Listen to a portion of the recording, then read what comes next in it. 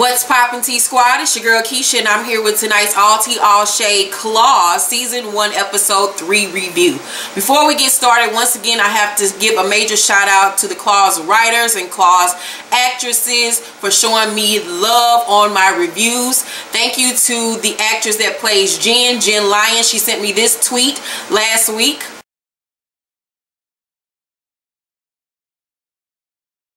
And also my girl Polly, aka White Fish, White Trout.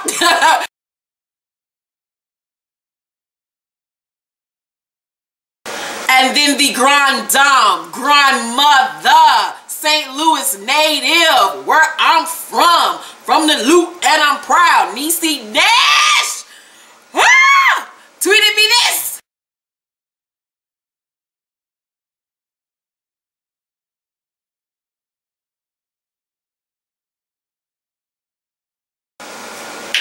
Niecy girl, I about came on myself when I saw that tweet from you, huh? Shout out to you, huh? You know I got that down pat. You are one of my idols. I have loved you since Clean House Girl. Thank you so much for watching my review. I cannot say thank you enough to all the Claws staff, writers, everybody, actresses, and to all of you who have continued to watch my reviews every week. Love you guys so much, and I'm having so much fun doing this series. So let's get started on tonight's review. Before I even go into tonight's episode, I was already thinking that Roller wasn't dead because we only saw him get shot in the upper, left shoulder, and we never saw his body burned. So that led me to believe that this nigga wasn't dead. So once we get to tonight's ending of the episode, it might have been revealed that Roller is not dead. But we start off this episode with Virginia at Dr. Bergman's office telling the crew that she heard a gunshot at Roller's house the night everything went down, and that she saw somebody dragging Roller's body out to the dock. She's giving us a good old As the World Turns performance. She got the tears, she got the snot coming down the nose and face. I'm like, come on, Virginia. She said they put a hood over her head and took her out to the swamp and put peanut butter on her feet. I'm like, now what, huh? What was it? Say that again? She says a pig started biting at her feet. And then she heard a rooster, a ram in the bush. Bitch, what did you buy? You quoting Bible quotes? What the fuck is going on, Virginia? And Des is like, were you dehydrated? Virginia says that she then realized that it wasn't real animals, that it was one of them kids' toys that, you know, you played with back in the 80s, and that she heard that it was actual men licking her feet. I'm like, girl, what kind of story is this, Virginia? You've been over there taking them Oxycontin pills, bitch. She says that she had to walk miles to get home, and then Uncle Daddy says, did you hear any names? She looks around the room to try to figure out a name that she could use, but she sees the word Titus on a package. She says, yeah, titties. Titties. What the fuck is a titties? Bitch, your old non-reading ass. What kind of shit is that? Ed said, girl, let me take her home. I think she might, you know, hit her head or something. And Virginia says that she heard about the funeral on Instagram. And Uncle Dad said, you had your phone with you? And she says, I called my roommate from a payphone. She came and got me and told me she saw it on Instagram. So Desna gets in the car with Virginia. She said, what happened to the plan? Virginia said, I came up with a new plan. Desna say, I got enough on my plate, China doll. Now I gotta dodge your Dr. Doolittle bullshit. And the turkey goes, and the duck goes, quack, quack, quack. What kind of shit is that? Desna realizes Virginia beat herself up. And Desna say, you're more than just a little off. And Virginia says, I look like a hero. That says you look like a dumbass that's gonna get us killed, cause now they gotta go check your story out, and when they find out it don't add up, they gonna come for you and they gonna come for me. Desna then decides to take Virginia ass home with her since she can't trust her ass. So Uncle Daddy and Bryce go talk to Chip, the officer, about Virginia being kidnapped. He thinks that the same people that kidnapped her kidnapped Roller. He asks Chip, has he ever heard of a name Titus? Chip laughed like I laughed and says he'll look into it. Next morning, we see Virginia at the breakfast table eating ice cream for breakfast with Dean. Dean tells Desna that he wants to take a bodybuilder so he can get big and strong like Arnold Schwarzenegger so he can protect her now that Roller is dead.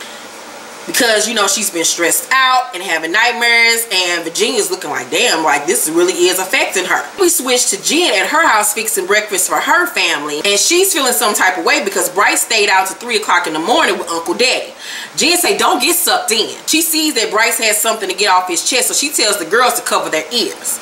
Bryce says, if I hadn't had gone to rehab, Uncle Daddy wouldn't have given the clinic to Roller. So we find out that he is a drug addict. Another layer comes into the story. Jen says Roller's death is not your fault, and if Uncle Daddy bring up the clinic to tell him that he's scared that whatever happened to Roller might happen to him. And she looks at the girls, she said, you are scared, right? Like, you got to think about us, not think about this allegiance and loyalty you feel like you have to Uncle Daddy. We come first, my nigga. Jen goes to the shop with coffee for the girls. When she walks in, and she sees Virginia there sitting on the couch with Desna. So she look at Desna like, really, bitch? This what we doing today? Really? Polly come in and look at Desna the same way, like, oh, what in the fuck? Polly's outfit was so cute. I was like, is that from the new Gucci collection? Because it reminded me a lot of that Gucci collection. That Gucci collection is everything. Jen say, hey, Des, and she knock on a shelf in the back. She said, I think there's something wrong with these shelves back here. You want to come check it out? Polly and Quiet Ann follow Desna to the back to talk to Jen. And Jen say, what is LaCamora Simmons, I added that, doing here? And Des says she ain't had no place to go. Polly says, she narked me out and boned your man, bitch. What are you thinking? Or are you not thinking? Jen said, you always trying to play mama to somebody. Always trying to be Captain Save-A-Ho. They say I can be whatever I want to be. I'm the boss. So what I say goes. And I was like, well, okay, bitch, put your dick out on the table. See two sister wives walk in and they ask, do they do anal bleaching? I'm like, writers, y'all shaded the motherfucker for that shit. Because you know them damn sister wives bitches is some freaks. Them bitches got to outdo each other to keep the one husband entertained and all up in they pussy. Good idea. So Mandy calls Desna and says, I talked to Miss Kim, but she says she doesn't want your kind running the salon. They say, see, this is what's wrong with Koreans. They always stereotype. Mandy says, I don't think that we're a good fit. Sorry, girl, it didn't work out. And so she hangs up on Desna. And Desna tells Polly that Mandy dropped her as a client. And Polly said, well, just get another one. And she says, well, she was the best. Bryce has gone shooting with Uncle Daddy. Uncle Daddy has spent all of his resources to find out who killed Roller. He tells Bryce he needs him to help him out at the clinic, and Bryce repeats what Jen told him to say. Uncle Daddy say, fuck Bryce, shit! Just do it for 1 week. Hell, I'll even pay you what I pay Roller. Bryce said, you ain't gotta pay me. He said, it's 10 G's a week. And I was like, well, nigga, you better get to work. We ain't turned down that type of money. Virginia tells Polly, Quiet Ann, and Jen that her kidnappers' breath smell really bad and that she could never eat peanut butter again. I'm like, these bitches keep on adding shit to this old cockamamie ass story. Polly says, did they make you get BJ's? And Jen says, Polly, but did they? And Virginia says, no, but I would have for some food. And I was like, bitch, I would have too, because I'm hungry than motherfucker right now. Jen asked, can somebody go get me a squirt with a splash of lime with some chipped ice and a shrimp salad? Because you know she don't eat hot foods. What the fuck that about? I don't know. And Polly say, did they break your legs too? Jen said, you know what I'll do, because I'm about to head out anyway. Virginia talking about that it was freezing cold while she was in the swamps. And Polly said, it was 95 degrees, girl. What in the hell is you talking about? So Desna come over and say, you know, it get real chilly out there in the swamps. And stress can lower your body temperature.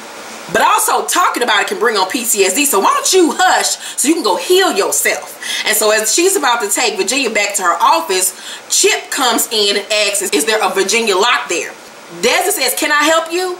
And he tells her that he's a detective investigating Roller's murder. Desna says, we can go right into my office. But he says, no, I want to talk to her by myself. And Desna's like, fuck. She know this little dumb helper gonna fuck it up. So Desna is listening as Virginia recaps her story to Chip. And she's adding even more shit to this little stupid ass story. Desna then decides to go in and act like she has to get money from the lockbox that's stuck in her desk. Chip was like, you know what, I got what I need, I'm gonna leave. Desna then says to Virginia, you just told him a million things that he can check out and find out that they ain't true. Desna says, let's go. Virginia said, where we going? She said, we got to get to the corner store before he does. Because Virginia mentioned this corner store that she said that she walked past on the way home. On the way into the store, Desna tries to call Mandy again, but her assistant tells her that she's busy working on an event that she's throwing later on that night for her Gold Store clients. Desna says, tell Mandy I'll be there. They go into the store and Desna asks the cashier, Jeff, did you work yesterday? He says, yeah. She said, well, you probably saw this girl. She came in, was bleeding, and Desna tries to slip him a $20 bill. She said, would this jog your memory if a cop came in asking? He says, sure would not. I was like, bitch, what do you think $20 gonna do? She says, how you like me now, Jeff? And she asked on the 5. And I was like, really, Desna? $25? Jeff says, not much better. So Virginia says, what if we had a Hummer? Meaning, they love talking about sucking dick on this show. Desna says, who is we? Because I'm not about to suck this man's dick. Virginia said, I got this, girl. This is what I do. Virginia then goes to the back, gives him a blowjob. So when they get back in the car, she rinses her mouth out with a squirt. I'm like, bitch, you need more than a squirt, bitch. You need some peroxide, some alcohol, some mouthwash, some bleach, bitch. Just guzzle it down. Just say, now I'm out of here. I was like, girl, you need hooked on fine. You need to go to ICDC college. So on the way back to the shop, Virginia says, I hope you're not judging me. And I was personally like, girl, ain't nobody judging you. We all got to suck a little dick to get ahead in life. Ain't nothing wrong with sucking a little man meat every now and then. Let's say I'm not, but is that how you gonna solve all your problems in life? Virginia says it's worked so far, and they say you should think about building some other skills. You don't have to do that no more. Virginia, takes heed to her word and lets it sink in. Jen and Desna are eating, and Desna peeps that Jen got something on her mind, and she tells her, go ahead, talk. Jen say, I got a favor to ask you, and it's a big one. She asked her to train Bryce to run the clinic. Desna's like, nah, bitch, I'm not doing that shit. No, I'm trying to get the fuck out of this shit. No, I'm not trying to move no further into this life of crime. Jen says, only temporary until they find out who killed Rolla. Desna's like, no, I'm not doing it. I don't give a fuck. Jen say, who snuck you into the New Edition concert? Desna's like, bitch, why you always bringing that shit up every time you want something from me? But she loves her best friend, and she's like, I'm gonna help you, and they hug. And then Desna gets a phone call from Uncle Daddy telling her to meet him at She-She's. Desna walks into She-She's, and she immediately says, I talked to Jen, you ain't gotta sell me on it. Bryce is there, and he says, this is only temporary. I'm out as soon as we achieve closure on what happened to Rolla. Desna says, me too. Uncle Daddy look like, okay, that's what you motherfuckers really gonna tell me? But all right, I'm gonna go along with it. Desna say, because I ain't signed up for this life. Chip then walks in. As Desna is leaving out, she overhears him tell Uncle Daddy that Virginia's story checked out. Desna goes to Mandy's event in this little sickening pink chained wrap dress. She looked so cute. Had her hair in a little goddess braid going around her face. It was so cute. Mandy spots Desna. She like, the devil is a lie, Jesus. I ain't invite this nigga up here. Desna tells her, I just need a minute of your time. There has to be another property that you can, try to get me. Mandy says, I have an acquaintance that specializes in properties that are a little more your speed. And she basically just called her ghetto nigga. So Desna says, that's code for ghetto, bitch. And then some lady walks over and freaks out over Desna's nails, and she introduces Desna to her bridesmaids. Desna says, these nails would be really cute for a bachelorette party, bitch. And the girl's like, yes. They ask her where her shop is, and Desna says Palm Meadow Plaza. And he's like, girl, where's that? We don't speak hood. Where's that girl? And the girl say, is it safe there? And Desna says, yes, it's safe. It's a little low rent, but it's temporary until I get my new salon in Sarasota. So Mandy looking at her like, you really trying it, girl. You was really trying it. Girls say they'll be there the next day at 4 o'clock to get their nails done. Desna goes to the clinic the next day and explains to Bryce that they move more oxy than the clinic should, and that the DEA keeps an eye on that, so Rolla had to piecemeal orders a little bit from a lot of wholesalers. Dr. Berkman's ex-wife calls him, and so he steps off to take the call. Then Desna and Bryce hear a crash, and they go into Dr. Berkman's office and see he's thrown everything off his decks, and he explains that his ex-wife is getting remarried. He's all in his feelings about it. Desna then tells Bryce, once you get to 30 G's, that's when you wash the money.